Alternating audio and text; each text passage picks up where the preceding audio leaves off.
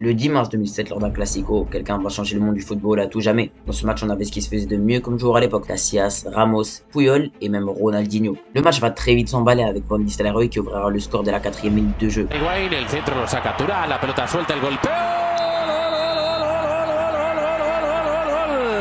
Mais un jeune Argentin de 19 ans nommé Lionel Messi ne voudra pas se laisser faire. Les deux hommes ne lâcheront rien et se rendront coup pour coup. Van Nistelrooy marquera dès la 2e minute. Le va a pegar Van Nistelrooy.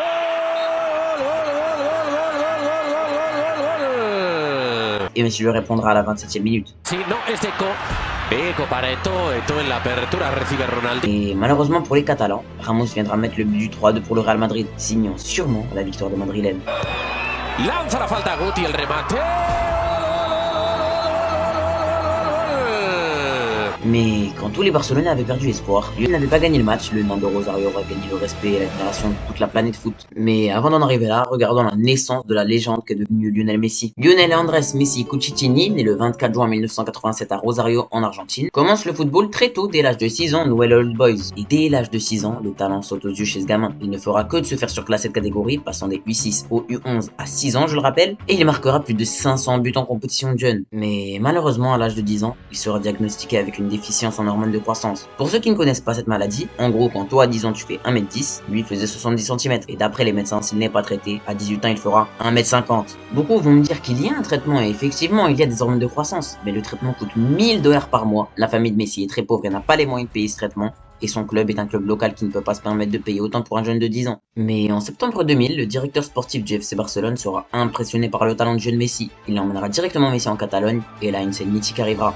Connaissant la situation de la famille de Messi, et malgré la réticence de la direction, il fera signer un pré-contrat à Messi sur une serviette en papier. Dans ce pré-contrat, il est écrit que le Barça devra payer intégralement le traitement de Messi et aidera sa famille à trouver un logement. Tout ça, c'est bien, mais maintenant on peut se dire que c'est le haut niveau. On n'est plus dans des petits clubs de banlieue en Argentine, mais dans un des meilleurs clubs du monde, avec le meilleur centre de formation de l'histoire, la Masia. Que la concurrence sera rude et que ce sera compliqué pour lui de s'imposer. Mais détrônez-vous, ça ne changera rien. Messi continue de briller de mille feux, il surclasse toutes les catégories de jeunes, et malgré des problèmes de blessure, il est clair qu'il intégrera bientôt le monde des pros. 16 octobre 2004, à seulement 17 ans, 3 mois et 22 jours, Messi joue son premier match en carrière, un derby catalan face à l'Espagnol Barcelone. Il entrera en jeu à la place de Deco à la 92e minute, et malgré le fait qu'il n'ait pas été décisif et qu'il ait joué que 10 minutes, ce moment reste marquant car ce sera les débuts professionnels de Lionel Messi. Et à partir de là, tout s'enchaîne.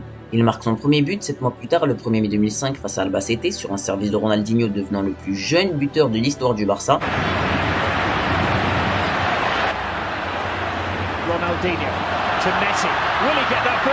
Et gagne la Liga devant le Real Madrid, devenant le plus jeune joueur à avoir gagné un trophée avec le Barça. La saison d'après, c'est bon. Messi sera officiellement intégré en équipe première et son concurrent au poste d'ailier droit sera Ludovic Giuli. Et petit à petit, au cours de la saison, Messi lui prendra sa place de titulaire. Et pile au moment où Messi commence à enchaîner les bons matchs, une blessure casse complètement sa dynamique. Une déchirure musculaire à la cuisse droite l'éloignera des terrains pendant 2 mois. Il faudra rater toute la fin de la saison, dont la finale de la Ligue des Champions. Malgré cette grosse blessure, cette saison restera une réussite pour Messi. Il gagnera sa 2e Liga et surtout sa première Ligue des Champions. Mais comme on peut le voir sur ses 2 premières saisons en professionnel, j'enlèverai pas que c'est des bonnes saisons assez prometteuses pour un jeune joueur, mais c'est clairement pas des saisons de meilleur joueur du monde. Remplaçant dans sa première, blessé dans la 2e, il est en progression, c'est clair, mais l'explosion n'est toujours pas arrivée, parce qu'elle arrivera lors de la saison 2006-2007. Cette saison marque la véritable révélation mondiale de Lionel Messi. Il devient titulaire régulier sous Frank Rijkaard, marque 17 buts et malgré une grosse blessure qui l'éloigne des terrains pendant 3 mois, un match le fait passer dans une autre dimension.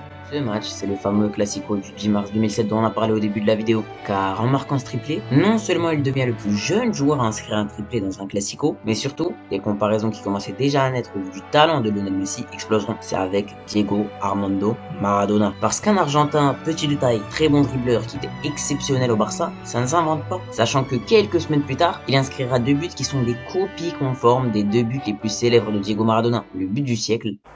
Ah, ça s'est pas mal fait encore une fois. Maradona qui échappe à l'empreinte. Maradona toujours. Ah, qui marque là, c'est beau.